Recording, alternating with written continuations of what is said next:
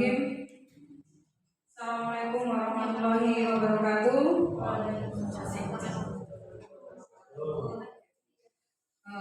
Yang kami hormati Bapak dan Ibu Guru SD Negeri Gunung Reja 02. Pertama, marilah kita memanjatkan puja dan puji syukur kehadirat Allah Subhanahu wa Ta'ala, yang mana di siang hari ini kita masih dapat berkumpul dalam keadaan sehat di ruangan kelas yang tercinta ini. Tidak lupa sholawat serta salam senantiasa kita aturkan kepada junjungan Nabi Agung Muhammad Sallallahu Alaihi Wasallam.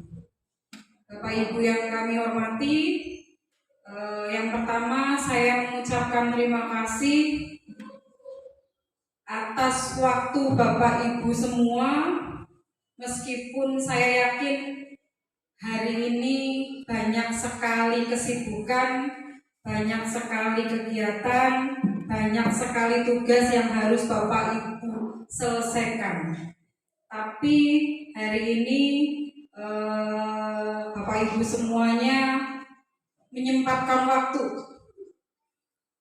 karena pada siang hari ini saya berniat untuk menyampaikan atau memaparkan, dan jadi judulnya hari ini adalah pemaparan dan penerapan budaya positif di sekolah kita, yaitu Sekolah Gunung Reja SD Negeri Gunung Reja 02.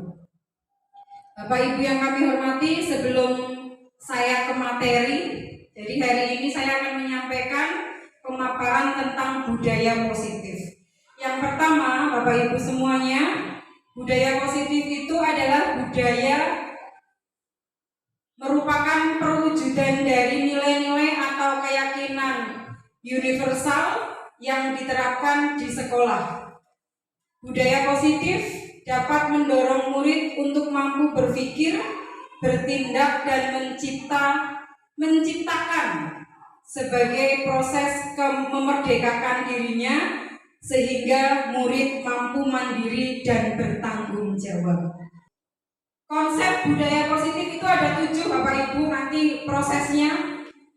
Yang pertama tadi perubahan paradigma belajar, kemudian yang kedua disiplin positif, yang ketiga kebutuhan dasar manusia, yang keempat motivasi perilaku manusia, yang kelima posisi kontrol guru, keenam keyakinan kelas, dan yang kelima adalah segitiga restitusi.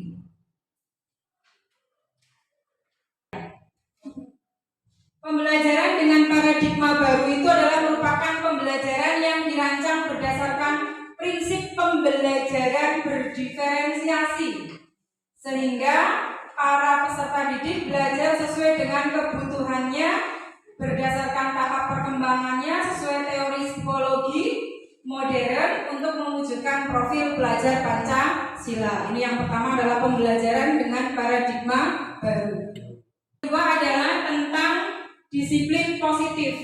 Disiplin positif itu adalah pembiasaan yang baik, mencakup sikap atau perilaku maupun tutur kata oleh seluruh warga di sekolah, terutama bagi murid agar dapat berkembang menjadi pribadi yang kritis, mandiri, dan bertanggung jawab. Jadi disiplin ini maknanya adalah positif. Jadi budaya positif itu harusnya senantiasa kita ciptakan di sekolah, baik oleh seluruh warga sekolah, ya, semua warga sekolah itu wajib membudayakan budaya positif. Terutama ini nanti kepada peserta didik kita, karena dengan budaya positif kita akan menciptakan atau membentuk karakter peserta didik. Kemudian Bapak Ibu yang kami hormati, sebagai pendidik tujuan kita adalah menciptakan peserta didik yang memiliki disiplin diri, sehingga mereka berperilaku mengacu kepada nilai-nilai kebajikan universal dan memiliki motivasi dalam diri menuju perubahan perilaku ke arah yang lebih baik. Itu adalah pengertian dari disiplin positif. Lanjut. Yang ketiga adalah kebutuhan dasar manusia. Kebutuhan dasar manusia. Kalau yang kebutuhan dasar manusia ini, jadi setiap manusia itu mempunyai suatu kebutuhan, iya apa tidak Bapak Ibu? Ya. Kebutuhan yang harus kita penuhi. Jadi kebutuhan dasar manusia adalah sesuatu yang kita lakukan untuk mendapatkan apa yang kita inginkan. Seluruh tindakan yang kita lakukan memiliki tujuan. Semua usaha terbaik yang kita lakukan agar kebutuhan dasar kita terpenuhi dengan baik. Kemudian apa saja sih kebutuhan dasar manusia?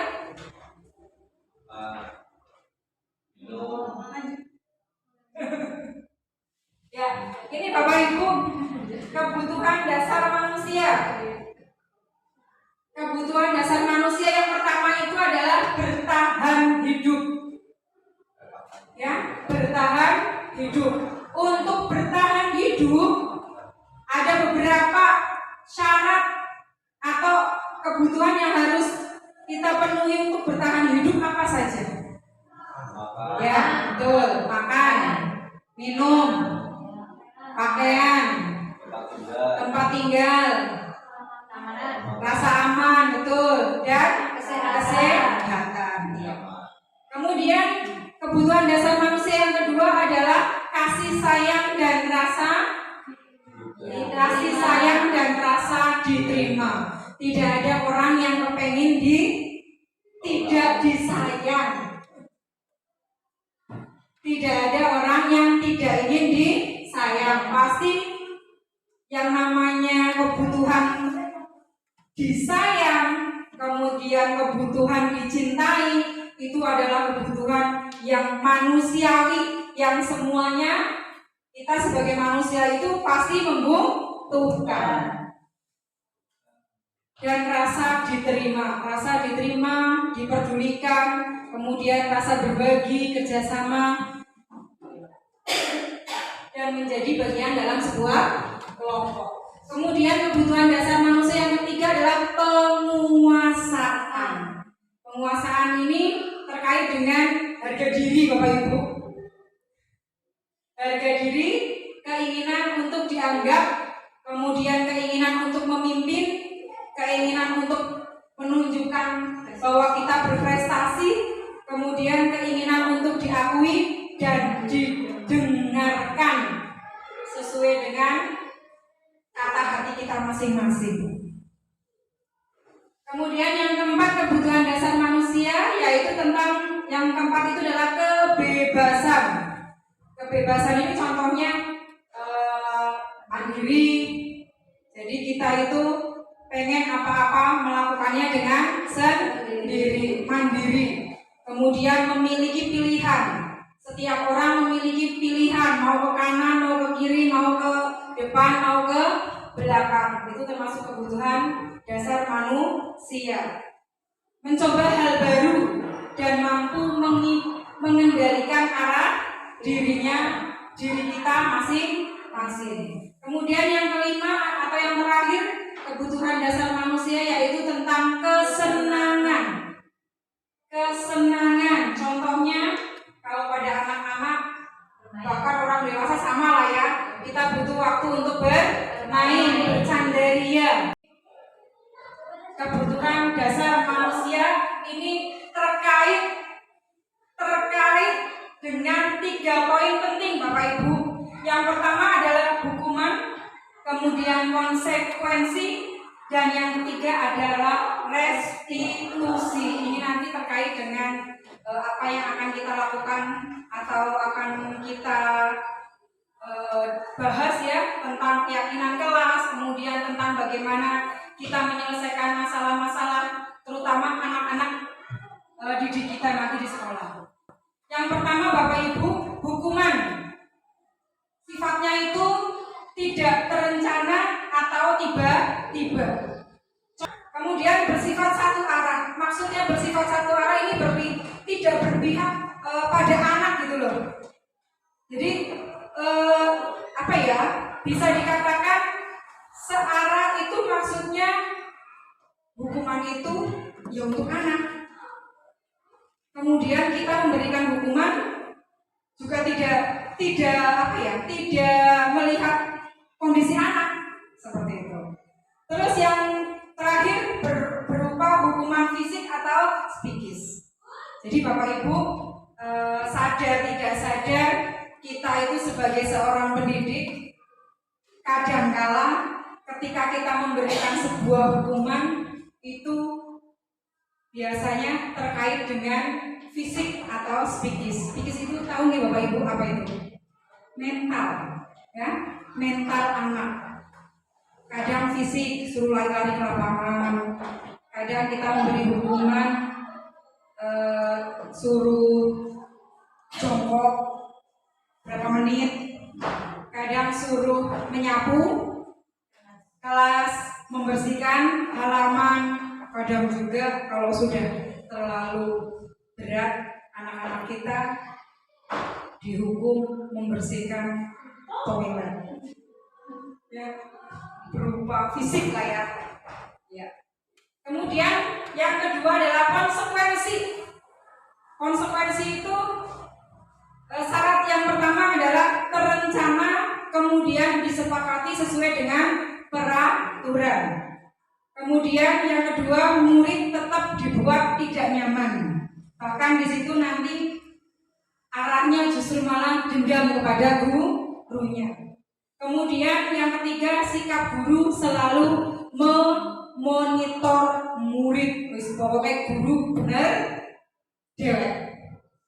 Itu kalau konsekuensi, hampir sama dengan hukuman. Terus yang ketiga adalah restitusi. Restitusi itu adalah proses menciptakan kondisi bagi murid untuk memperbaiki kesalahannya. Proses kolaborasi yang mengajarkan murid untuk mencari solusi sendiri. Itu nanti proses restitusi. Nah, yang kelima adalah posisi kontrol guru. Nanti kita membaca diri kita masing-masing. Ada 5 posisi kontrol guru. Yang pertama adalah sebagai penghukum. Sebagai penghukum. Apa itu penghukum? Penghukum itu adalah bisa menggunakan hukuman fisik maupun verbal. Yang biasa dilakukan penghukum biasanya menghardik, menunjuk, menuduh. Konsekuensi itu syarat yang pertama adalah terencana, kemudian disepakati sesuai dengan peraturan. Kemudian yang kedua, murid tetap dibuat tidak nyaman. Terus yang ketiga adalah restitusi. Restitusi itu adalah proses menciptakan kondisi bagi murid untuk memperbaiki kesalahannya. Proses kolaborasi yang mengajarkan murid untuk mencari solusi sendiri. Itu nanti proses restitusi. Nah, yang kelima adalah posisi kontrol guru. Nanti kita membaca diri kita masing-masing. Ada 5 posisi kontrol guru. Yang pertama adalah sebagai penghukum. Sebagai penghukum. Apa itu penghukum? Penghukum itu adalah bisa menggunakan hukuman fisik maupun verbal. Yang biasa dilakukan penghukum biasanya menghardik, menunjuk, menuduh. Kemudian posisi kontrol guru yang kedua adalah pembuat merasa bersalah. Ini juga sering kita berada di posisi ini. Pembuat merasa bersalah. Kita lanjutkan Bapak Ibu guru semuanya. Yang selanjutnya yaitu posisi kontrol yang ke 3, yaitu teman. Jadi posisi kontrol yang ketiga itu kita itu memposisikan diri sebagai teman kepada peserta didik kita. Teman itu biasanya seperti apa sih? Ketika kita, ya betul, ketika kita memposisikan diri sebagai teman kepada peserta didik, kita itu siap mendengarkan cerita anak, curhatannya anak, kemudian memberikan waktu yang leluasa kepada anak untuk bercerita tentang apa yang selama ini dia perbuat, kesulitan apa, kan seperti itu ya Bapak Ibu lah. Kemudian Bapak Ibu, posisi kontrol yang ketiga itu adalah pemantau. Pemantau itu, bayangkan Bapak Ibu, pemantau itu kan sama saja dengan mengawasi ya. Mengawasi. Jadi setiap gerak-gerik anak itu diawasi oleh kita semua. Anak mau bersikap apa, mau bertingkah apa, mau melakukan apa itu selalu kita awasi. Berarti posisi kita ada di posisi yang keempat, yaitu pemantau. Nah yang terakhir Bapak Ibu, posisi kontrol guru yang terakhir itu adalah sebagai manajer. Manajer itu seperti apa ya? Manajer itu seyogianya itu adalah mengayomi, mendengarkan ketika anak bersalah, ketika anak bertindak melakukan sesuatu yang salah, itu didengarkan dulu, kemudian dicari solusinya apa. Yang karena Bapak Ibu keyakinan kelas, saya yakin di kelas masing-masing Bapak Ibu semuanya itu punya yang namanya keyakinan kelas. Keyakinan kelas itu adalah kesepakatan Bapak Ibu, kesepakatan yang disepakati oleh semua warga kelas, oleh anak-anak dan oleh Bapak Ibu semuanya. Apa sih kesepakatan kelas?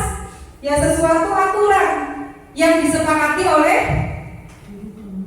guru dan murid, tidak memberatkan salah satu pihak. Keyakinan atau keyakinan kelas itu merupakan kesepakatan kelas yang diyakini bersama guru dan murid dengan harapan dapat meningkatkan kedisiplinan murid.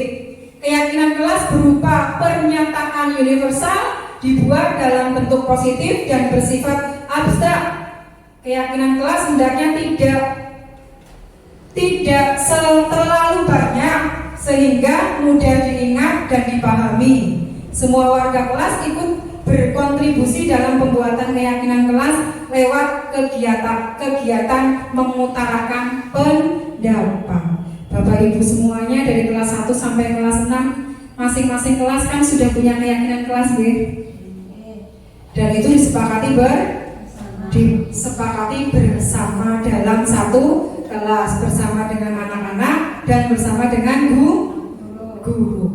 Seperti itu. Jadi setiap keyakinan kelas itu punya niat dan tujuan untuk mendisiplinkan anak. Terakhir Bapak Ibu adalah segitiga restitusi. Segitiga restitusi itu terdiri dari 3 bagian. Bagian yang pertama adalah menstabilkan identitas. Kemudian bagian yang kedua adalah validasi tindakan yang salah. Dan yang ketiga adalah menanyakan tentang keyakinan. Nanti terkait dengan keyakinan kelas yang sudah disepakati. Segitiga restitusi itu adalah suatu proses dialog yang dijalankan guru atau orang tua agar dapat menghasilkan murid yang mandiri dan bertanggung jawab. Nah, segitiga restitusi ini membantu murid memiliki tujuan, disiplin positif dan memperbaiki dirinya setelah berbuat salah. Restitusi bukan untuk menebus kesalahan, namun untuk belajar dari sebuah kesalahan. Ya. Kemudian dari segitiga restitusi ini poin-poinnya tadi ada 3, yaitu menstabilkan identitas. Next Mbak. Nah, ini seperti ini Bapak Ibu, menstabilkan identitas. Jadi proses menstabilkan identitas ini di sini syaratnya adalah berbuat salah itu manusiawi. Manusia itu tempatnya salah. Tidak ada manusia yang sempurna. sempurna, semua pernah melakukan salah. Bapak Ibu guru juga pernah melakukan kesalahan seperti yang pernah kalian lakukan. Bapak Ibu guru tidak tertarik mencari siapa yang salah, tapi Bapak Ibu guru ingin mencari solusi dari permasalahan ini. Kamu berhak kok melakukan seperti itu, kamu berhak kok merasa seperti itu. Ini kalimat-kalimat yang ada di poin menstabilkan identitas ketika anak melakukan kesalahan. Next slide. Yang kedua itu adalah validasi tindakan yang salah. Memvalidasi tindakan yang salah. Contohnya seperti ini. Kamu pasti punya alasan mengapa kamu melakukan itu. Padahal kamu bisa melakukan yang lebih buruk dari ini, tapi kamu tidak melakukan. Kamu patut bangga pada dirimu sendiri karena kamu telah melindungi sesuatu yang penting buat kamu. Yang terakhir, poin yang terakhir pada restitusi segitiga, Bapak Ibu, menanyakan keyakinan. Misalkan salah satu anak kelas 4 yang melakukan kesalahan, ditanya, apa keyakinan kelas kita? Nilai-nilai apa yang kita sudah sepakati? Seperti apa gambaran kelas yang ideal menurut kamu? Kamu mau jadi orang yang seperti apa? Jadi dengan kalimat-kalimat seperti ini kita memancing anak untuk kembali mengingat tentang keyakinan kelas yang sudah disepakati. Jadi ini segitiga restitusi adalah proses dalam menyelesaikan masalah, terutama tentang disiplin positif anak-anak kita yang ada di sekolah. Jadi ketika salah satu anak atau beberapa anak kita, peserta didik kita melakukan kesalahan melanggar disiplin positif, apa yang harus kita lakukan? Gunakan segitiga restitusi seperti ini. Ya, selesai Bapak Ibu hari ini tentang pemaparan dan pemahaman tentang budaya positif. Terima kasih. Setelah ini saya beri kesempatan, siapa tahu ada yang mau bertanya atau nanti juga bisa menambahkan, memberi tanggapan tentang apa yang saya paparkan hari ini. Monggo. Oke.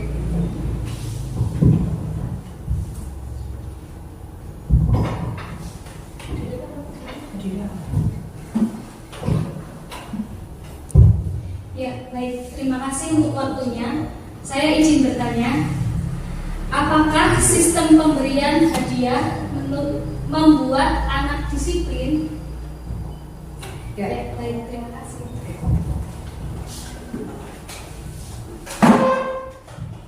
Pertanyaan yang bagus sekali dari Ibu Lena. Apakah pemberian hadiah itu bagus untuk mendisiplinkan anak-anak kita? Kalau menurut saya, pemberian hadiah kalau dalam hanya mencari hadiah saja, tapi kalau mungkin untuk jangka panjangnya itu positif apa tidak, Bapak Ibu? Ya karena hanya untuk mencari hadiah saja, jangka panjangnya bagi saya juga tidak positif. Iya. Jadi Intinya apa? Hanya mengejar hadiah saja. Ya. Jadi apa yang dia lakukan hanya terpaksa. Fokusnya ke hadiah. Jadi tidak lahir dari rasa tanggung jawab. Mungkin seperti itu boleh ya? Oke. Selanjutnya ada lagi Bapak Ibu? Oke. Iya.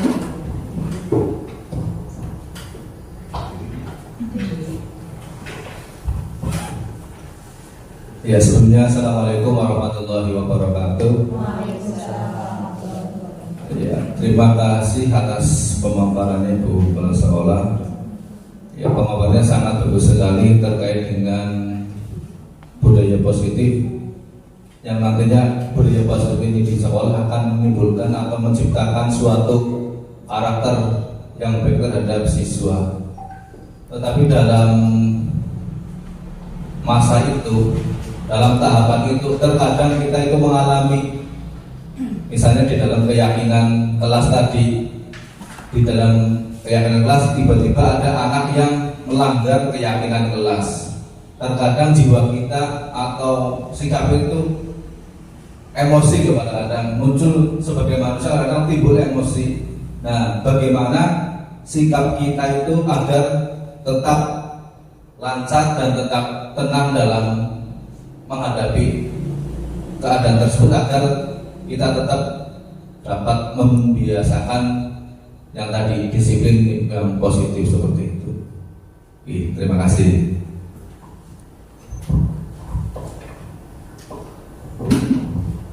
Ya, jadi intinya bagaimana supaya kita itu tidak emosi saat menghadapi anak ketika melanggar aturan, gitu ya Pak? Ya Pak Seun? Ya. Bahwa setiap anak itu punya kebutuhan dan keistimewaan masing-masing. Kita itu sebagai pendidik, sebagai guru itu tidak boleh memaksakan, ya, tidak boleh memaksakan pola pikir anak itu sesuai dengan pola pikir kita. Ketika kita terpancing emosi, artinya kita merespon pada kebutuhan kita sendiri, bukan pada kebutuhan anak, seperti itu.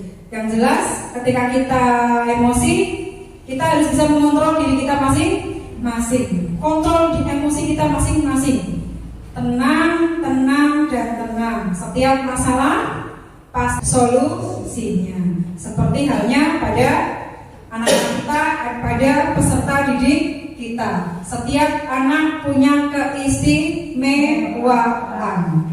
Kita wajib memenuhi kebutuhan mereka masing-masing. Seperti itu. Ada lagi? Cukup?